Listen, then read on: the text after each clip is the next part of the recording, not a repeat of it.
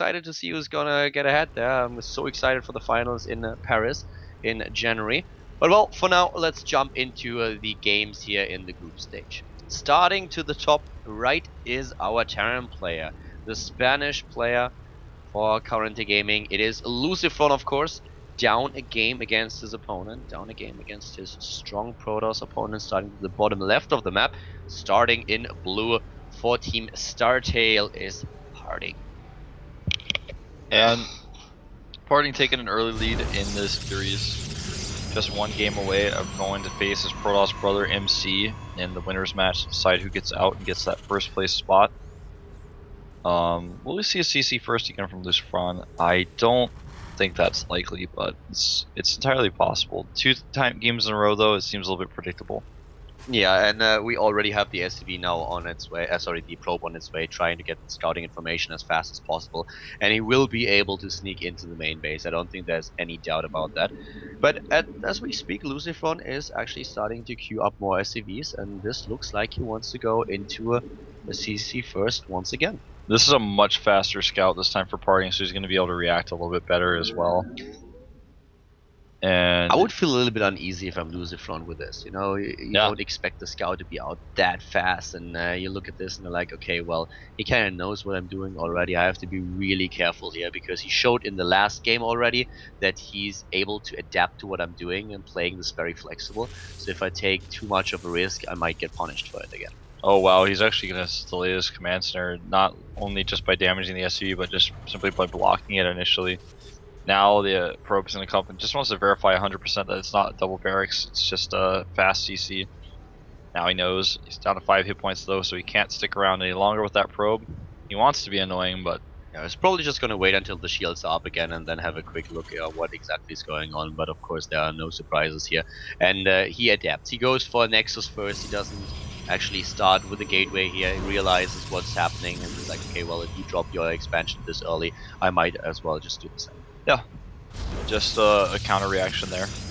Pretty normal, pretty safe. He goes up to verify, of course, the wall and wants to make sure you can see. If he's like, well, maybe he's gonna go double barracks. Maybe I can see that if he's not careful.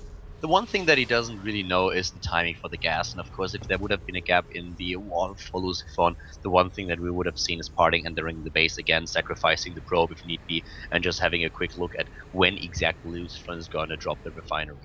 As it is, he doesn't know about it, but LucifroN already has gas. Yeah, just one, and that's going to be the case for a little bit longer. Probably going to make 3 barracks before he even gets a second gas, just so he can get up that very important tech.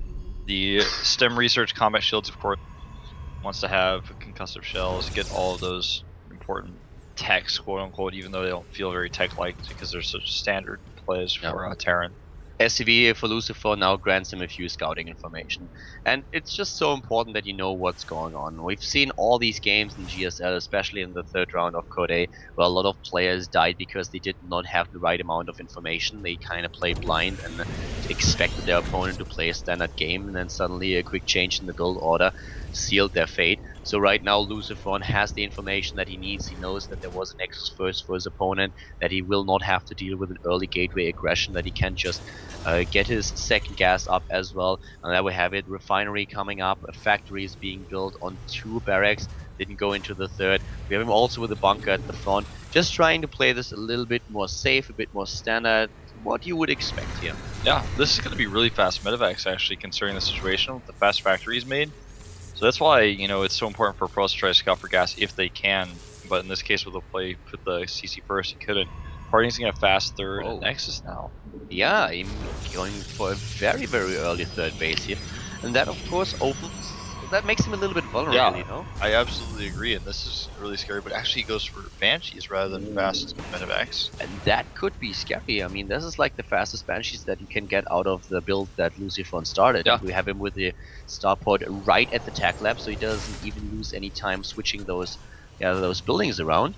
And if you just look at the bottom left, we don't even have robotics just yet. Yeah, if he goes for Cloak, which it looks like he's going to, this could do some serious damage. He's actually doing Parting style here. He's going up to potentially 8 gateways, and he's not going to have any detection whatsoever. That's going to be really interesting. There's the cloak. And you know, it's going to be funny because we don't have cloak, so parting will not be able to do anything against the Banshee. And at the same time, this heavy gateway attack is going to be so powerful that it's very difficult for LucifroN to stop it. But the Terran player plays this so smart. He knows exactly that this is one of the things that could take him down, so he already drops the second bunker. Even he doesn't really have a reason for that. He didn't scout anything. He just is like, okay, I want to play this safe. I'm going into Banshees right Yeah. now. If you play with a very heavy gateway attack against me, I will need more than one bunker. And I think Parting is in trouble here, especially with the third base that hasn't even been scouted by LucifroN yet. Yeah, I'm wondering how long Parting is going to wait too. Like, he needs to go ASAP if he really wants to make this work. He just doesn't know it. Both players a little bit playing in the dark here. But, you know, Parting should not be able to break all the way through with 2 Cloak Banshees on the map, killing his probes. The second one will actually probably just be rallied to defend. He's actually going to lose a lot of sentries here if the Banshee wants to take him down. The big problem for Parting just is he can do damage with the gateway attack, but every unit that he loses will most likely not going to be replaced because there won't be any economy left, at least not if LucifroN focuses on the... What is this now? He actually saw the Banshee and he's still going to go for the attack. He needs to pull probes away from this third base, but where is the Robo? He hasn't even shown Cloak yet. There's the Robo. The Robo is just being started now, and Parting needs to be aggressive. Nice, sneaking the probes back in. That's really important here. But these Banshees are going to town, and there's the Cloak. The Banshee already with the 7 kills. The gateway attack for Parting is on its way, though. Yeah, he's got those 2 bunkers you already talked about, though. A 3rd and 4th bunker going down now. This is so close. He actually can't wait for that pylon. He's got to go now. He drops down the force fields. They're pretty good here. He loses 1 zealot, but he will get the bunker. The Marines are trapped on the outside. Not a lot of firepower here, warping in more Stalkers, and he needs them. At the same time, the Banshee at the bottom already with 16 kills, and that's what we talked about. Parting has to make every single unit count at the top right because he just can't replace them. Yep. He's trying to pick off this depot. He's actually going to get a Marine potentially as well. He's being so patient here. He's got the opening. He knows exactly how to use it. His economy is severely affected by this, though. Now down to 34 probes versus 50 SCVs. The Observer is almost ready, and Parting is actually just going to walk home, maybe. The Banshee died. He was able to kill the Banshee at the bottom. Finally! It ran out of energy, and now we have the second one coming in. The first one died with 21 kills, and now Banshee number 2 trying to retreat here. 9 kills on the Banshee, and here comes the Observer. This time, wow, actually able to get away with just 10 hit points, but spotted. Yeah, he knows exactly where it is. All he has to do is actually leave 1 Stalker at home, and then he can deal with the Banshee. Wolf. He killed 31, 32 harvesters in total. And look at LucifroN's position here. For him, that is beautiful. He still has the Banshee Cloak to defend as well. I mean, that's not going to be a ton of DPS, but it makes it a little bit reluctant to attack for Parting. Parting is a good army supply here with 44 against 40, but his economy is in a terrace now. This is just horrible. He is down to 42 harvesters against 54, and that doesn't even account for the mules that we have. Banshee does get taken out here though, and this is the second scary wave here. Stim is done, but there are no combat shields. So nice, since you're actually zoning out not only the units from coming in, but also the units in the bunker. He's now trapped them in such a way you can actually pick them off where only half of LucifroN's army is fighting. And Parting is doing a lot of damage here. Those stims that were forced did not do too much. The Now the force SCVs fields are trapped out. Beautiful. Yeah. That is really the best engagement that Parting could hope for. The question is, can you really... Does he have enough to push through? It doesn't look like he has enough to push through. He's trading decently here. He evens up the harvester count with the triple pro production and chrono boost. He actually takes the lead at 47 to 46. Needs to take a better lead than that though if he wants to get ahead in economy. But let's not forget that he has 3 bases. That's the one advantage that he has. And if we just have a quick look at the income, they are on a very even level here. Parting is in a much better spot than I thought he would be.